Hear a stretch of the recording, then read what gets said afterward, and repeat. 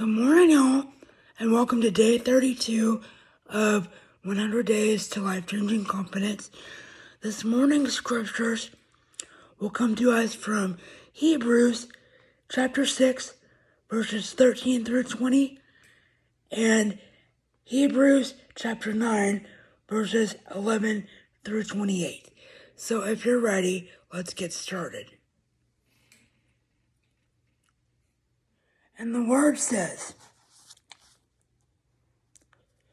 God made a promise to Abraham since he had no one greater on whom to base his oath.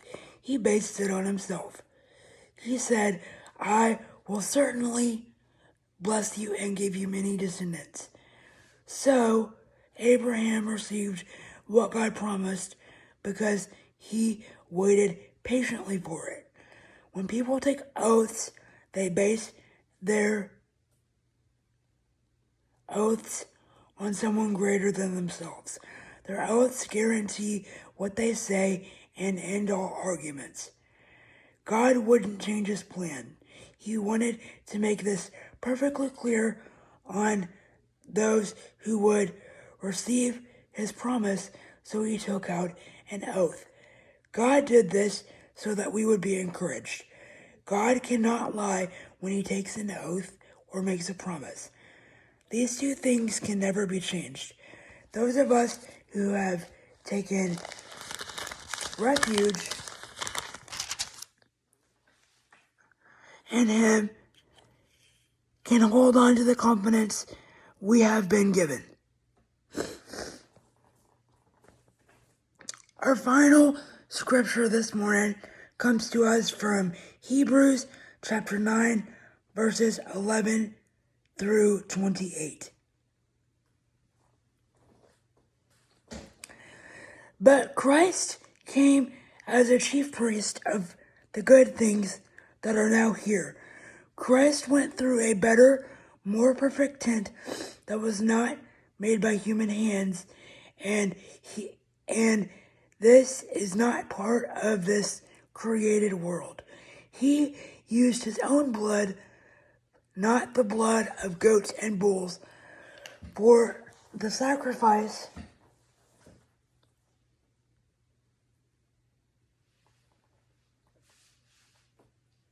He went into the most holy place and offered the sacrifice once and for all to free us forever.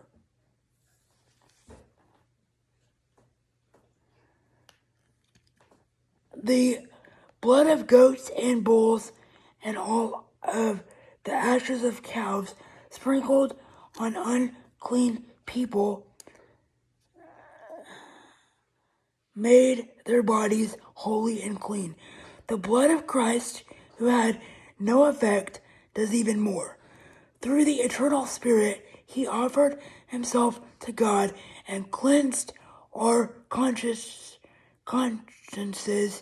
from the useless things we have done. Now we can serve the living God. Because Christ offered himself to God, he is able to bring a new promise from God. Through his death, he paid the price to set people free from the sins they committed under the first promise. He did this so that those who are called can be guaranteed an inheritance that will last forever. In order for a will to take effect, it must be shown that the one who made it has died. A will is used only after a person is dead because it goes into effect only when a person dies. That is why even the first promise was made with blood. As scripture tells us, Moses took all the people every commandment. Then he took the blood of calves and goats together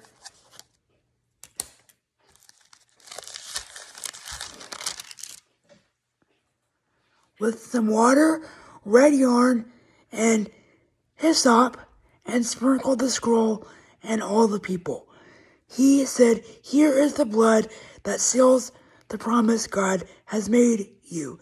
In the same way, Moses sprinkled the blood on the tent and everything used in worship. As Moses' teachings tell us, blood was used to cleanse almost everything, because if no blood is shed, no sins can be forgiven. That's good too.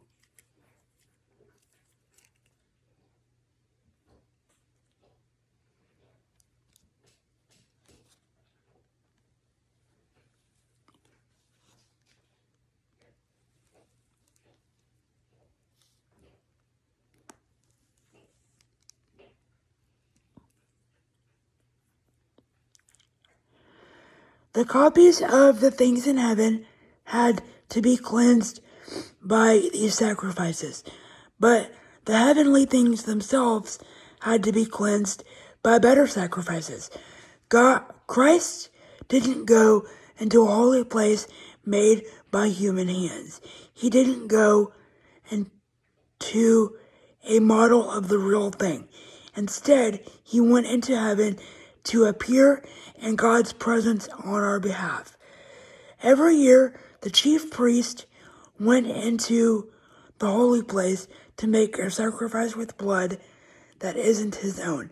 However, Christ didn't go into heaven to sacrifice himself again and again. Otherwise, he would have had to suffer many times since the world was created.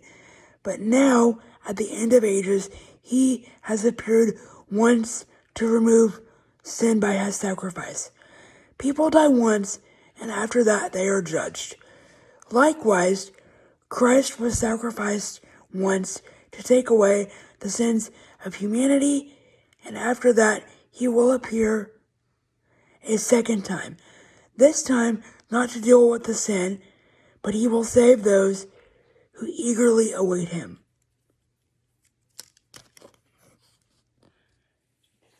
So, a few notes that I have written down before we end this morning's devotional. Number 1, God does not lose confidence. He thrives under pressure. That comes from Hebrews 6:18. Now keep in mind, these are my own words and opinions based on the biblical address.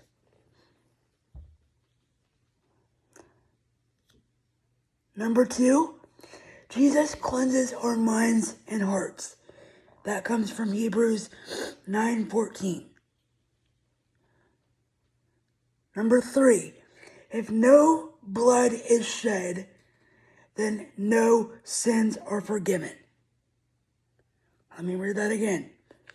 If no blood is shed, then no sins are forgiven.